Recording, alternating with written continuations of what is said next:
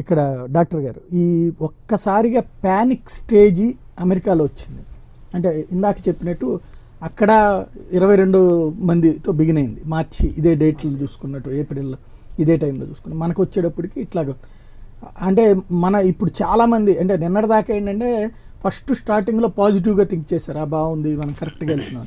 ఆకస్మికంగా ఒక కీలక ఇప్పుడు ఇక నెగిటివ్ బిగిన్ అయినప్పుడు వాళ్ళైతే టెస్టులు చేయించుకున్నారు అమెరికా వాళ్ళు కాబట్టి, ఇంగ్లాండ్ వాళ్ళు కాబట్టి, వాళ్ళు లక్షల మంది అందుకని బయటపడ్డారు. మన వాళ్ళు దాచేస్తున్నారు, ఇక్కడ లక్షలాది మందికి వచ్చేసి ఉంటుంది.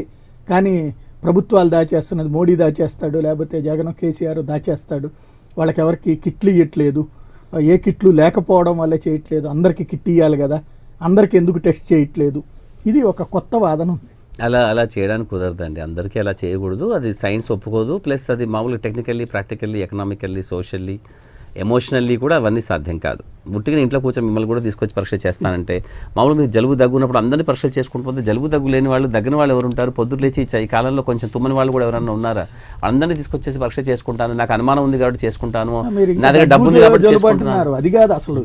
అందరికీ 130 కోట్ల మందికి అలా చేయకూడదు. ఇంకోటి ఏంటంటే అంత పెద్ద గొప్పగా ఏమి ఉండదు కూడా ఇది. అంటే అమెరికాలో లక్షల్లో ఉంది అలా అంటే వాళ్ళ క్రైటీరియా డిఫరెంట్గా తీసుకుంటారు. అక్కడ ఏంటంటే ఒకటి నేను మామూలుగా చెప్తాను, అక్కడ 2 లక్షల మంది వేగా పాజిటివ్ అయ్యారంటే అది వాళ్ళకి అవసరం, వాళ్ళ సిస్టమ్ వాళ్ళది అలాగే ఉంటుంది. వాళ్ళ సిస్టమ్ వల్ల వాళ్ళు తక్కువ మంది జనాభా మన దేశంతో కూడా చూస్తే వాళ్ళకి చేయడం పెద్ద అసాధ్యం కాదు. ఆ కిట్స్ చాలా ఈజీగా తయారు చేయగలుగుతారు.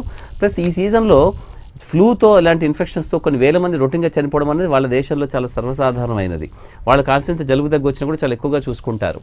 చిన్న వాటికి కూడా డాక్టర్కి పోతారు. ఎగ్జామ్కి వెళ్తున్నప్పుడు నాకు ఈరోజు కొంచెం బాధ కలిగింది, నేను ఎగ్జామ్ రాస్తానో లేదో అని భయం కలిగిందని కానీ వెంటనే సైకియాట్రిస్ట్కి తీసుకెళ్తారు.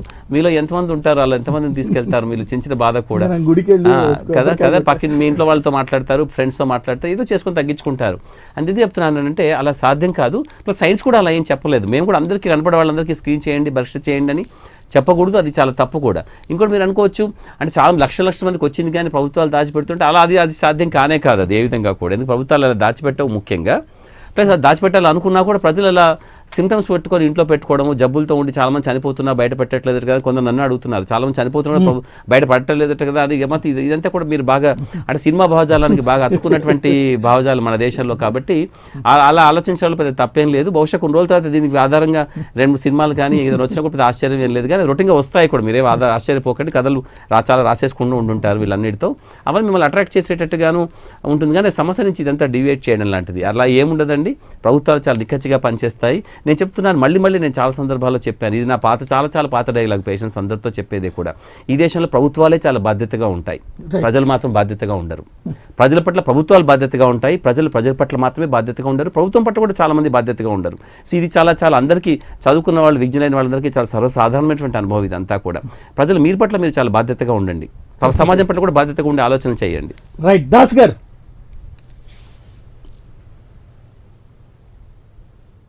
గారు, నాకు డాక్టర్ గారి దగ్గర నుంచి ఒక చిన్న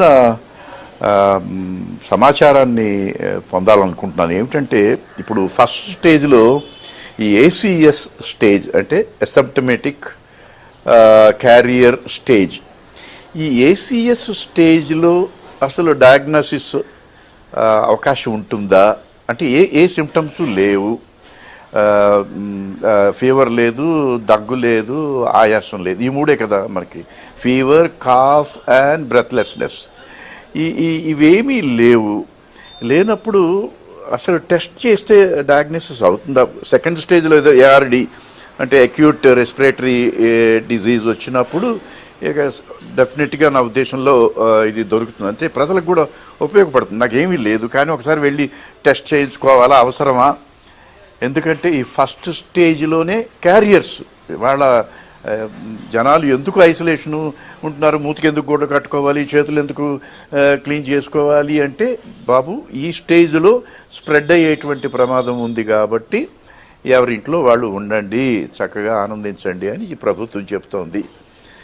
ప్రధానమంత్రి కూడా 2 చేతులు జోడించి చెప్తున్నాడు. మరి ఈ స్టేజ్లో డాక్టర్ గారు దయచేసి కొద్దిగా దాన్ని వివరిస్తే నేను ఐ విల్ బి హ్యాపీ అండి.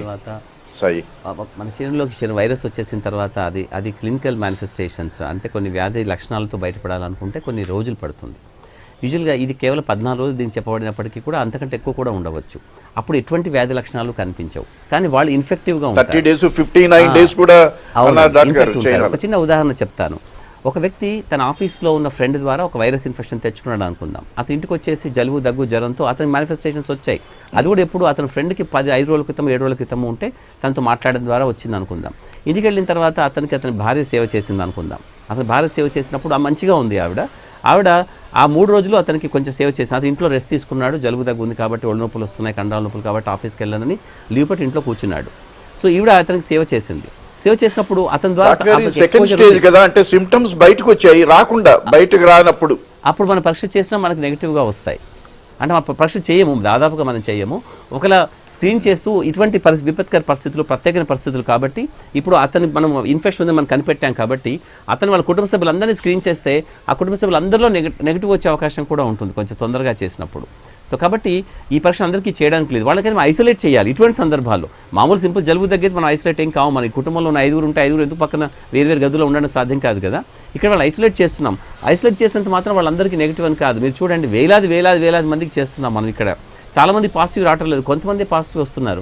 ఒక వ్యక్తికి వచ్చిన కుటుంబంలో చేస్తే 6 నెగిటివ్గా వచ్చింది. ఇంకా ఇంతెందుకు పెద్ద ఉదాహరణ, మొట్టమొదటి వ్యక్తి ఎవరైతే మనం దుబాయ్ నుంచి బెంగళూరు నుంచి హైదరాబాద్కు బస్ ద్వారా వచ్చాడు కాబట్టి అతనికి 83 మందికి ఎక్స్పోజ్ అయ్యాడు అనుకున్నప్పుడు ఆ 83 మందిలో మిగతా 83 మంది నెగిటివే ఉన్నారు. చూడండి, అంటే బహుశా వాళ్ళు తర్వాత పాజిటివ్ అయ్యారో లేదు చెప్పడం అనేది సాధ్యం కాదు. వాళ్ళ చిన్న జలుబు దగ్గుగా వెళ్ళిపోవచ్చు కాక, వాడు భయానికి వచ్చి మొన్ననే నెగిటివ్గా చేసుకున్నాను కదా ఇప్పుడు మళ్ళీ ఎందుకని చెప్పి వాడు అయిపోవచ్చు కూడా కావాలి. ఇలాంటివన్నీ కూడా ఉంటాయి. ఈ వైరల్ ఇన్ఫెక్షన్స్ని అలా గుర్తుపట్టడం అనేది అంత సులభం కాదు. కేవలం పెద్ద మొత్తంలో ఉన్నప్పుడు మాత్రమే చేయాలి. ఇంతకుముందు ఒక వ్యక్తి కూడా అడుగుతున్నారు కదా, అందరికీ ఎందుకు చేయటం లేదండి అంటే 130 కోట్ల మందికి చేయడం అసాధ్యమైన విషయం పక్కన పెట్టేయండి. ఒకవేళ సాధ్యమైనప్పటికీ కూడా అది అవసరం లేదు, అలా చేయకూడదు కూడా. కేవలం లక్షణాలు కొంచెం ఉన్నప్పుడు వాళ్ళకి తప్పనిసరిగా ఇప్పుడు పరిస్థితుల్లో అయితే వాళ్ళకి ఎవరికైనా ఎక్స్పోజ్ అయ్యారు, విదేశాల నుంచి వచ్చిన వాళ్ళకి ఇన్ఫెక్షన్ వాళ్ళకి ఎక్స్పోజ్ అయ్యారు. ఉదాహరణకు డాక్టర్లు వాళ్ళు సొంతంగా బయటికి వెళ్ళి రాలేదు, కానీ వాళ్ళు ఆ పేషెంట్ ట్రీట్మెంట్ ఇస్తున్నారు. కాబట్టి చూడండి, ఎయిమ్స్లో ఒక డాక్టర్కి వచ్చింది, రెసిడెంట్ డాక్టర్కి. అతని భార్య 9 నెలల గర్భవతి, ఇప్పుడు ఆమె కూడా వచ్చేసింది. అంటే వాళ్ళిద్దరు భార్య భర్త ఇద్దరికీ పాజిటివ్ వచ్చింది. అంటే వాళ్ళు ఒకరి నుంచి ఒకరు తెచ్చుకున్నారు ఈ కాలంలో వాళ్ళంతా కూడా. సో ఇప్పుడు ఆమెని డెలివరీ కోసం అడ్మిషన్ చేశారు, అది వేరే విషయం. కానీ ఎందుకు చెప్తున్నాను అంటే ఇది ఆ విధంగా ఉన్న వాళ్ళకి మాత్రమే చెక్ చేయాలి, అందరికీ చెక్ చేయకూడదు. దాస్ గారు.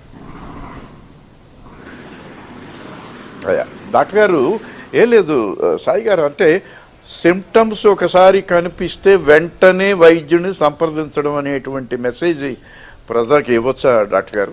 అది సిమ్టమ్స్ ఒకసారి కనిపించాయి, డ్రై కాఫ్ వస్తుంది కంటిన్యూస్ గా, అలా రాదు, కేవలం ఒక డ్రై కాఫ్ లాగానే రాదు, తప్పనిసరిగా జ్వరము జలుబు ఉండాలి. డ్రై కాఫ్ వచ్చింది ఎందుకంటే ఈ సీజన్లో మన దేశంలో ఈ సీజన్లో చాలా వెంటనే వైద్యుని సంప్రదించాలి.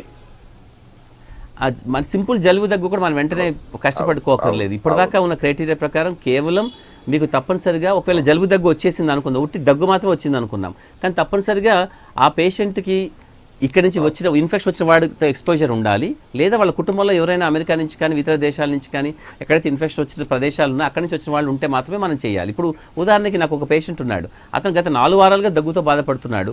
వారం క్రితం మేము అడ్మిషన్ చేసాము, అతను ఏమైనా టెస్ట్ చేయలేదు. అతను చేస్తే మూత్రంలో ఇన్ఫెక్షన్ వచ్చేసి సెప్టిక్గా ఉన్నాడు కాబట్టి అతనికి దగ్గు వస్తుంది పిల్లాడికి అనేది ఇప్పుడు కూడా నేను చూస్తున్నాను. అతను ఇంకా ఇప్పుడు తగ్గింది అంటున్నాడు అతను ఈరోజు. ఇప్పుడు వాళ్ళ నాన్న SMS పెట్టున్నాడు. ఎందుకు చెప్తున్నానంటే ప్రతి జలుబు దగ్గును మనం అనుమానాస్పదంగా చూడక్కర్లేదు. అనుమానాస్పదంగా చూసిన వ్యక్తిలో కూడా మనకి లక్షణాలు ఉండాల్సిన అవసరం లేదు. లక్షణాలు ఉన్నా కూడా అతను నెగటివ్ అయ్యే అవకాశం ఉంటుంది. అవును,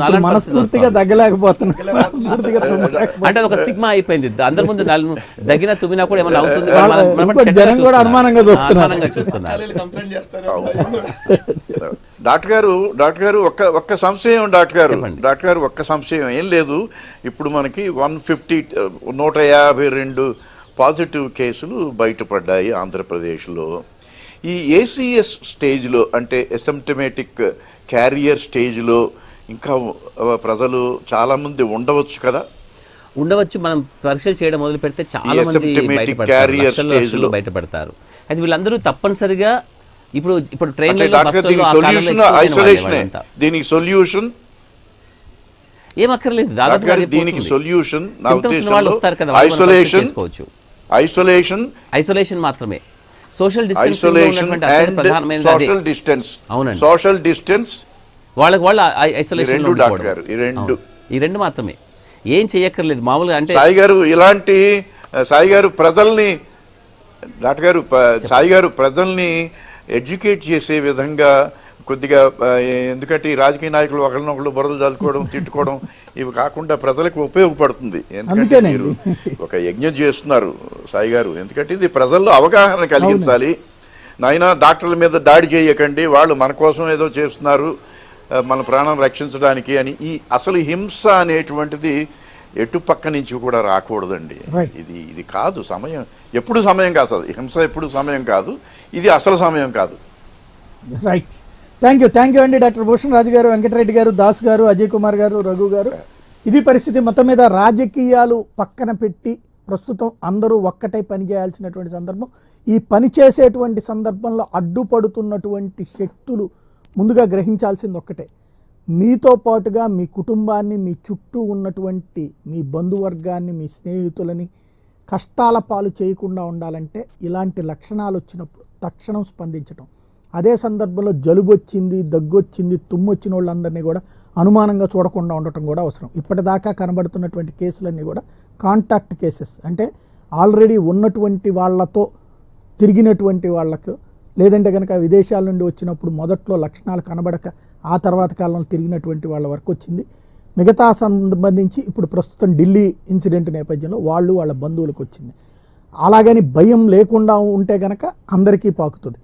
ఇప్పుడు ప్రస్తుతం ఐసోలేట్గా, అంటే ఎవరి ఇళ్లల్లో వాళ్ళు పరిమితమైతే మనందరికీ సుఖంగా ప్రశాంతంగా రేపు 14 తర్వాత విడుదలవుతాం, ఏప్రిల్ 15 విడుదలవుతాం. లేదు అంటే కనుక మనం ఇది ఏం కాదు, వాళ్ళు చెప్పేశారు వీళ్ళు చెప్పేశారంటూ విచ్చలవిడిగా తిరగడం ప్రారంభించడం, లేదంటే కనుక రకరకాలైనటువంటి అనుమానాలతో సాగితే కనుక అది సాగేటువంటి పరిస్థితి ఉంటుంది. ఓ అమెరికాని, ఒక స్వీడన్ని మనం ప్రపంచంలో గొప్ప గొప్ప దేశాలని వేటినైతే భావిస్తున్నామో ఆ దేశాలు తల్లడిల్లుతున్నటువంటి వేళ మన దగ్గర కంట్రోల్డ్గా ఉందంటే మనం ఇప్పటిదాకా పాటించినటువంటి బాధ్యత, ఈ బాధ్యతని కొనసాగిస్తే మనతో పాటు మన భావితరాలు బాగుపడతాయి. లేదంటే ఒక్కసారి మనం దశ దాటామంటే కనుక ఆ తర్వాత మనల్ని రక్షించడానికి ఎవరి వల్ల కాదు. ఆ ఒక్కటి గుర్తుపెట్టుకుంటే బాగుంటుంది. ఈ అంశానికి సంబంధించి తాజా అప్డేట్తో సరికొత్త